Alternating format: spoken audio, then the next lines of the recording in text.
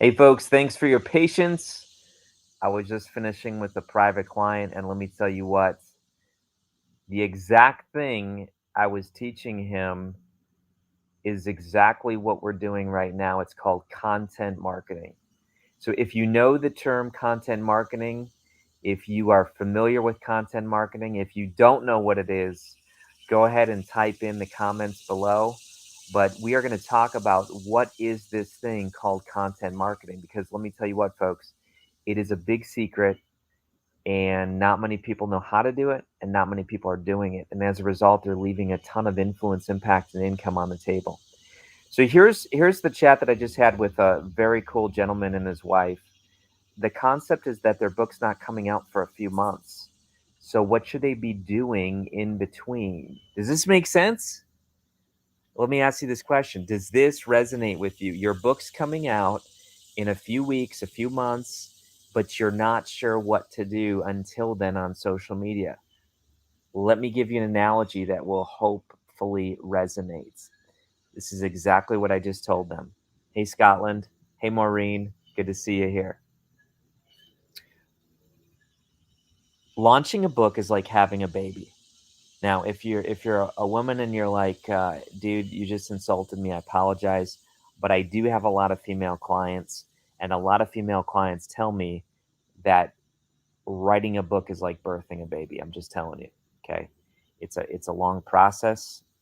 It involves pain, but once you hold that baby in your hands, once you hold that book in your hands, it's a joyful day. But here's what I know: there's a lot of people who don't even talk about their book until the baby has been born. Does that make sense? A lot of people say, "Oh, hey, here's our baby." And people say, "What? I didn't even know you were pregnant." You get the metaphor? A lot of times people say, "Hey, I wrote a book." And people say, "What? I didn't even know you were writing. I didn't even know that you had a story inside you." So here's what I want to encourage you to do. I want to encourage you to bring this messy, beautiful writing and publishing process online. In other words, write this down. Practice in public.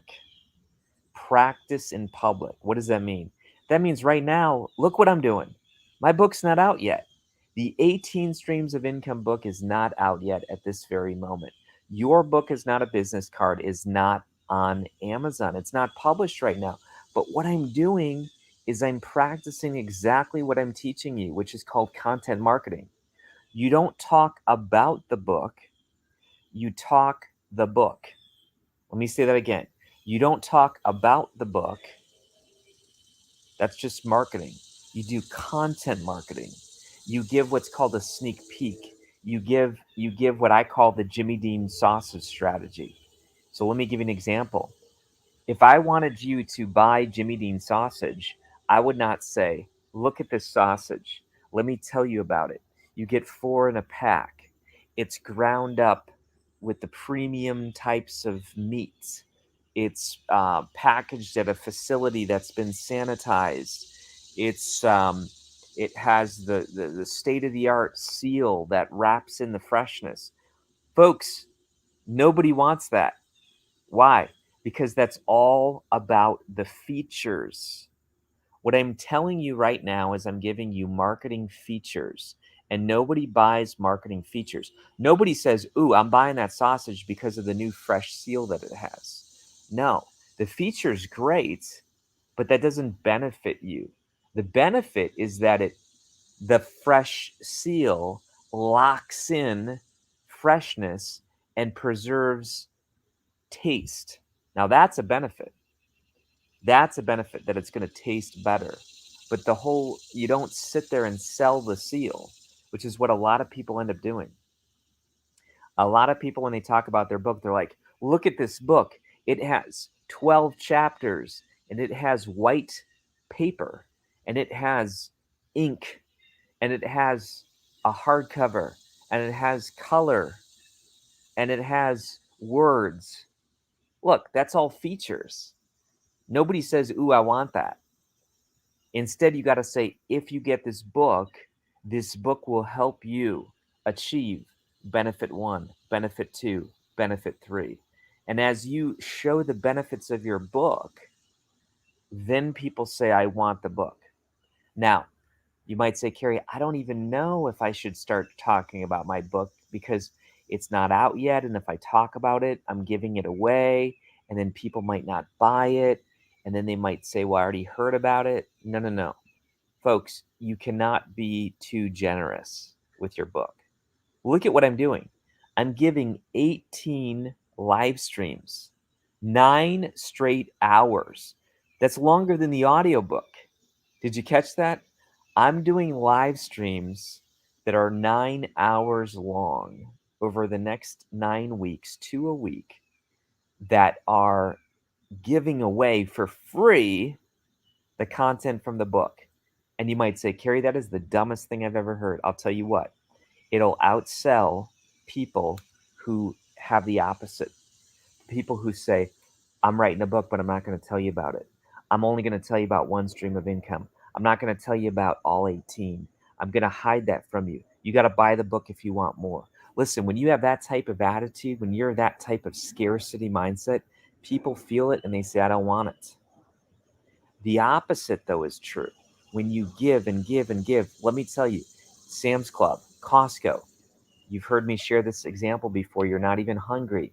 You smell the Jimmy Dean sausage. If you're a vegetarian, sub in a different product, okay? Sub in a plant-based protein. But you smell that amazing food, and all of a sudden you walk by, you weren't even hungry, you weren't even going to buy anything, but you walk by and all of a sudden the person says, hey sir, hey ma'am, would you like a free sample? And you taste that Jimmy Dean sausage, or you taste that plant-based protein, and it tastes amazing, and the seasoning is there, and you say, oh my gosh, this is great, and you start thinking about cooking this at your house on the back grill, and all of a sudden the lady or the guy says, you know what, hey, today when you get 2, you get 1 package free, and I have a coupon. Would you like some, sir? Would you like some, ma'am? And all of a sudden you put 3 packages in your cart and you pull away from the Jimmy Dean sausage person with 3 packages in your cart. Has this ever happened to somebody?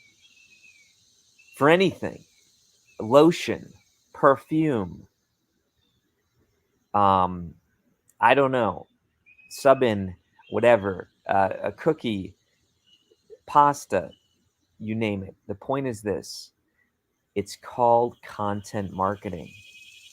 Content marketing is that you get to sample the book. And let me tell you this: sample the author. Did you catch that? Some of you right now are saying, Kary, I am scared to death to go public. God's leading me to the front stage. God's leading me to a more prominent spot in the world. God's leading me to step out of my comfort zone, to work with people, to work with this new audience, and I am scared to death. How many of you say, amen? I do. Listen, oh my gosh, this was absolutely the case for me. If you look at my first 3 books, I was so scared. I was talking about content that I knew, that I mastered, that I could debate anybody, that I could prove anybody wrong. We could go at it with theology, and I could hold. It says that I lost camera here. Hang on one second, friends. Click the camera button again. Hang on. I'm going to refresh it. Hang on, my friends. I'll come right back.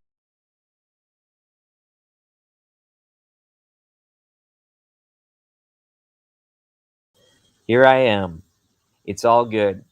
Maybe I got too excited, but you know what I'm talking about. And by the way, tag a friend. Mark Thomas, good to see you. Adrian, good to see you. Ricky says all the time. Michael, awesome, awesome. Maureen, listen, here's the point, folks. You're supposed to do it afraid.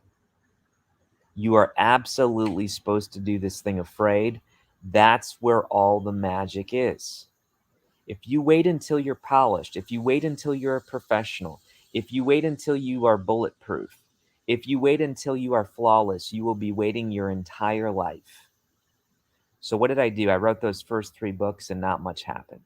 Not much. And then I felt God saying, Kary, you need to write your secret name. And I was like, whoa, I don't have all that figured out. I want you to tell the world about your self-injury. I don't know if I want to do that. I haven't even told my parents at the time. The church that hired me didn't know. Listen, whatever your deepest, darkest secret is it holding you back? Is your fear of other people holding you back? Is your people-pleasing addiction holding you back? Is your pride holding you back? Is your reputation holding you back? Is your desire to be flawless, to be perfect, holding you back? By the way, read Jeff Kramer's book. All right, The Perfection Paradox. Here's my point. I just got off a private client meeting with someone, and I get it. I can see it all over him. And by the way, I care about him. I'm happy for him. But, his wife was encouraging him too. Now's your moment. Now's your time to step on the stage. Here's what we're worried about. I'll tell you what we're worried about. Control. If we don't have it all figured out, we're not in control. And if we're not in control, we're scared to death. We are control freaks, every single one of us. Here's what I'm saying. Try holding your breath for 5 minutes and tell me how much control you have. Tell me how much, in my favorite book, it says in Matthew 6, it says, which one of you can add 1 inch to your stature by worrying? Which one of you can get extra hair by worrying? You know what I'm saying? Worry and anxiety is a trap. Worry and anxiety, here's what it is. It's a form of negative meditation. You've been told to meditate. You've been told to practice meditation. Worry and anxiety is meditating about something negative. Ouch. You like that? So here's my point. Do it afraid. Practice in public. Don't be polished. Just hit live stream. Man, I used to be so scared to do live streams because I would say, "Oh my gosh, what if the camera freezes?" Guess what? The camera just froze and I restarted. I would say, what if I get a hater, and they post something, okay? What if I mess up? What if? Here's my point. The focus is you. What if I? Pride, pride, pride, pride, pride. It's not about you. What if you share something that someone needs to hear? What if you say some words of life that will set someone free? What if God's calling you to step up and your book is going to unlock someone's private addiction or pain? You see, all of a sudden you're just in the background. I think we elevate ourselves too much. I think we put ourselves on the pedestal too much. Is this tracking with some people? So here's my point, folks.